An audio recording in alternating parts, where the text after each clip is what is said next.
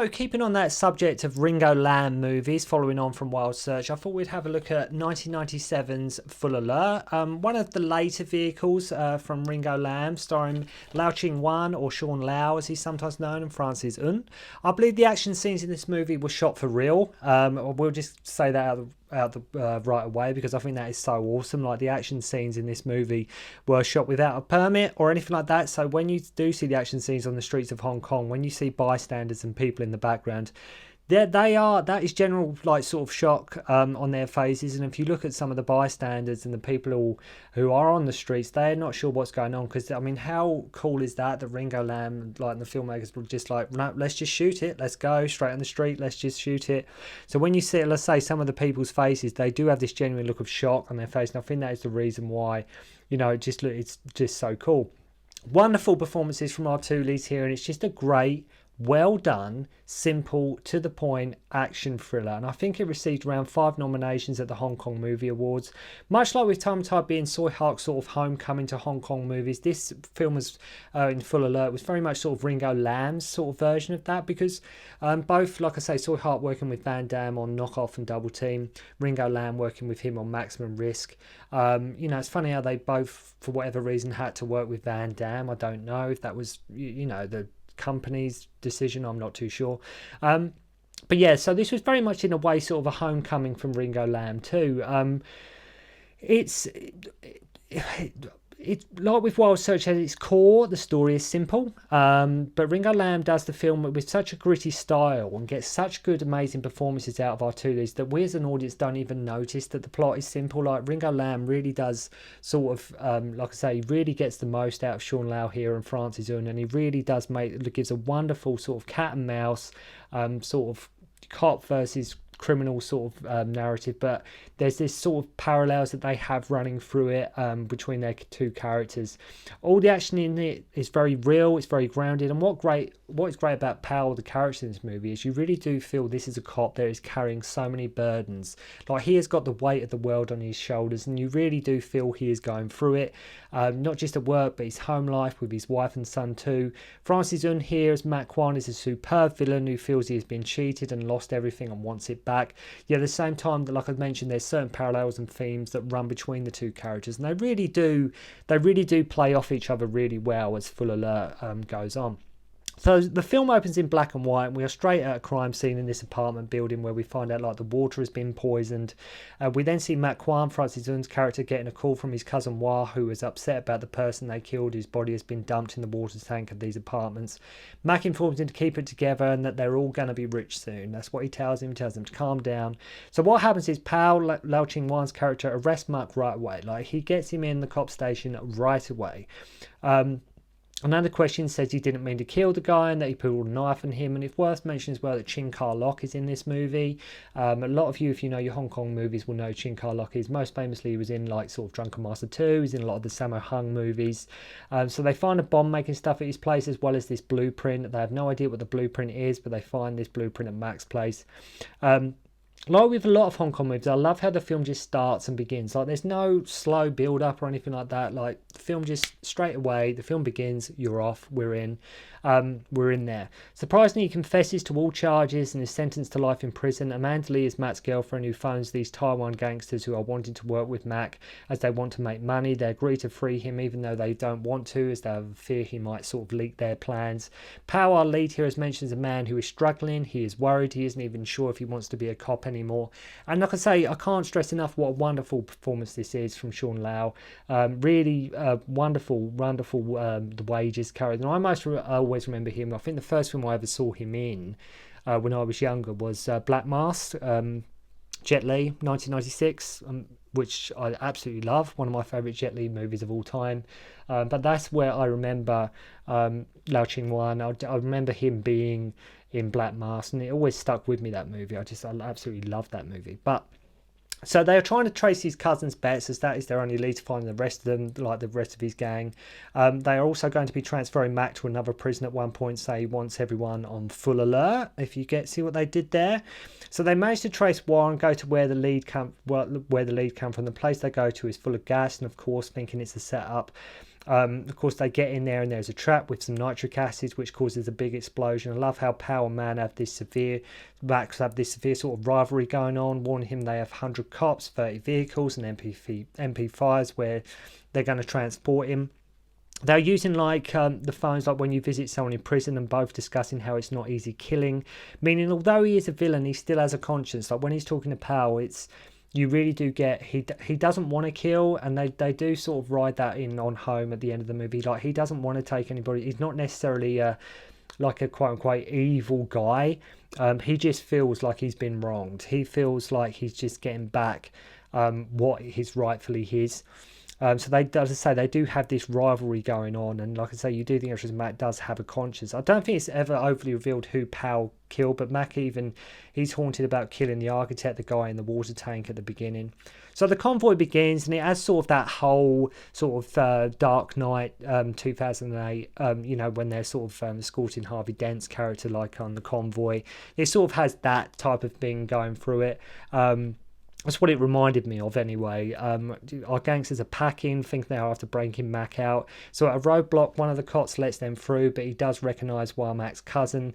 And I love the tenseness of this whole scene and the way it builds and builds. And there's always great camera work and placement from Ringo Lam here.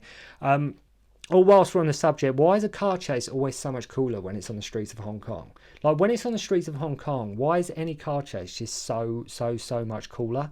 I need to know why that is. I have no idea, but it's just true. I've just never understood that. So after a chase, we have a car flip and one of Powell's men dies. Ching-wan goes bananas because of it, and all the whole team are feeling guilty and angry. So it's not just Powell who's sort of like reading from this, like his whole team suffer. They have consciences too. That it's their job, but it's an emotional weight for them. And you get the impression him and his team are really close, but he's always on the edge, and he really does give across that image of somebody who is on the edge, who is like he could quit at any point. And so that night we see Powell at home, lots of shots of him in the bathroom, either smoking or just sitting on the edge of the bath, almost like he's hiding. He doesn't want to come out. He's sort of trying to process and deal with everything that's going on. Like I say, he wants to run away from it all. After learning that his wife is a bit of a tyrant to their son, they go for a walk. She asks, "Are you still thinking of Young, the guy who died earlier?" And it's like, well, he probably is, because he only died that afternoon. So I'd imagine he probably is still thinking of him. He tells his wife his heart aches and not sure he can do this, and she is understanding. She's like, "We will survive. Whatever you decide to do, we'll get through it." So one of the Taiwan guys gets killed in the process, and their boss Sang whacks Wah to death with a shovel as the cop recognised him. Chin Carlock is like fuming that the roadside cop can't identify the guys that were in the vehicle.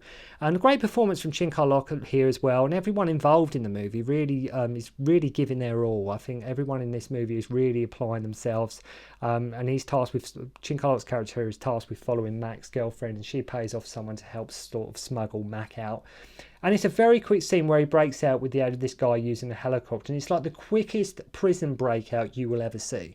It doesn't go on any longer than necessary, but it's as good, and it doesn't slow the film down with a 10-minute breakout prison scene. It keeps the pace up. Lamb's like, if that had been Hollywood, they'd have done at least a 15-minute action like prison break. Lamb doesn't do that. It's over and done. Guy's out of prison. It keeps the pace going. Zan, our leader, tells Matt the cops shot Wah. Bill Chinkarlots quits at one point after Powell accuses him of gambling, and a nice moment where he gives him his badge back and says, "Look, let's do this for Young." And that's what I love. It's like Powell's thinking of quitting. Chinkarlots throws his badge down. "I can't do this anymore." Like I mentioned, the whole team are very much, we can't do that. Like, this is hard. People at our team, friends are dying. I'm not enjoying this job, but it's what they do, and there's that wonderful sense of all of them. They're a good team, but it doesn't mean necessarily they enjoy what they do. His girlfriend picks up some passports and have a great scene where Powell goes down this secluded alleyway chasing her, and it's a wonderful scene, and it's funny how it goes darker and danker, and it goes into a sort of different time and place, like that scene in Ghost in the Shell, when the Major is chasing the thug, and it goes from the hustle and bustle of the city to somewhere a different place at the start of the film. It's very much what happens here. He sort of is on the streets, and then he goes down this alleyway, and then suddenly he's in a different world. It really takes him to somewhere else. Mac knocks him semi-unconscious, and what I love about this movie is how easy it is to follow, right? This film, it's it doesn't get confusing for the sake of being confusing. The film is so to the point, and it's so sort of, this happens because this happened, and it just flows really well. It really does. It's to the point, it's simple, and like I say, it doesn't slow the film down or anything like that. There's aren't exactly no major plot twists or turns, but at the same time, throughout the film, it's just entertaining. There's no major, like, balls dropped or anything like that. There's nothing sort of major left field that happens, but it's a straight, like I've always liked about this film, it's just straight and to the point action thriller, and it really does work to that end. Trying to search for gun, Powell finds it and gets back on the street. He's dazed and confused, and in a rage he just opens fire randomly on Mac and his girlfriend as they run away. A motorcyclist crashes because of this, but is not fatally wounded. Showing that the villain has heart, Mac even calls him, asking how the guy is. Not in a sarcastic way, not in a nasty way. Like, he is genuinely concerned, like, is the motorcyclist okay? Like, because, like I've mentioned, he doesn't want to kill people. He doesn't want people to die. He's just doing this because he feels it's the right thing to do. Showing that the villain has heart. Mark, he really is not that evil deep down. It's at this moment on the phone when he says the line, Max says to him, I don't like to lose, that Powell realises he is going to rob the Jockey Club, as he lost his savings and future through them, basically, and that's what he's trying to reclaim and get back. Mac even taking him one step further, turning up to Powell's house, pretending to check their meter and tying up his wife and son. The blueprint gets verified that it is from the Jockey Club, and I love how Powell gets annoyed by little things like a light flickering or like having to make sure he is clean shaven most of the time. All these little nuances they give the character Powell really do add to just make him a bit more an embodiment of a character, he just like starts shaving randomly, and he gets frustrated with his team. He's really playing that highly strung guy so well. Real eerie shot when Lam cuts back to Powell's place and the camera just pans around this darkly lit apartment as you can hear his son crying at this stage. At this stage, we as an audience have no idea what like Mac's done there, but you can hear the whole apartment, sort of the house is sort of empty, and the camera just pans around and it's dimly lit, and as an audience you're like, what has he done, what has happened? And it just pans around, and we have no idea what Mac has done. So Mac calls Powell and says he has left a surprise in a car in the car park and there is a bomb under it. He finds that Mac was using his wife mobile when he called him, and Zhang, we get the idea, is going to kill Mac after the robbery. I guess he just tied his wife and his son up as a sign of a threat to back off. I'm not sure how he even know where Powell lived, but it's okay, we will go with it, and sometimes that happens, doesn't it? In Lethal Weapon, it happens all the time. Like, everybody knows, every villain in Lethal Weapon always knows where Murtaugh lives. Every villain in Lethal, especially Lethal Weapon 2, they just know where he lives. But in here it's the same kind of thing. Like, I'm not sure how Mac knew where Powell does live, but it doesn't matter. So when comforting his wife, you can tell Powell is scared. Like, this isn't a guy that's 100% fearless. The film I like is grounded. Like I mentioned, he's not, when he's comforting his wife, he's quite obviously scared. He is quite obviously scared here of, these guys and what's going to happen. So Mac and Zhang scuba dive into the Jockey Club, realising that the bomb that was a fake was just a diverse, and tying his wife up was as well. And I love how Zhang and Mac take this like waterproof map and sort of following it as they go. I mean, most films, the thieves sort of memorise the route, don't they, before they do like any kind of heist. They sort of plan it out so they don't have to keep checking a map every 5 seconds. Before they go. It's so frustrating. In this film, they're sort of following it as they go along. Like, they've only just looked at the map at that point. It's so frustrating at the end of this movie because Mac is in the safe, and because the safe is on a timer, Powell, he can't get through, and there's just one solid door between them. Like, you want him to catch the guy, but he's in like sort of this in the safe, and like he's one side of this steel door, he's the other side of this steel door, and it's like, oh, you're so close to getting in, but you can't get in there, and it's so frustrating. So it does keep you sort of on the edge up to that point. Zhang goes and turns and goes to kill Mark, but Mac, realising he killed his cousin, shoots him first after they got the money. Mac, again feeling guilty as he's collecting the rest of the money, screams at Zhang, "Stop looking at me," and he shoots him over and over, like when he feels the eyes on him of the corpse laying there. He says, like, and he just keeps shooting it. It's like, "Stop looking at me." And it's really, like you say, you really get the impression he doesn't want to kill. He doesn't want to kill, but you forced his hand, Powell managed to get the door open, follows him scuba route when he managed to get on, you know, which it gets this scuba gear on pretty damn quick. Like the Powell puts on the scuba gear pretty damn fast, and have to add the thunder and lightning on the other side, don't we, to add to the dramatics. And when they get to the other side, Powell starts beating the crap out of Mac after he sort of followed him from the scuba route. And be proper laying into him and ask him what it feels like to kill a second. He goes, "Why don't you kill me and find out?" After shooting him, Powell guns down Matt's girlfriend, who then goes to pick up her gun and he basically shoots himself. Matt does at the end. He lost everything. Like, basically, there's no future. He just wanted to sort of run away with his girl, get what was his, and just disappear. And Powell takes that from him, so he ends up taking his own life.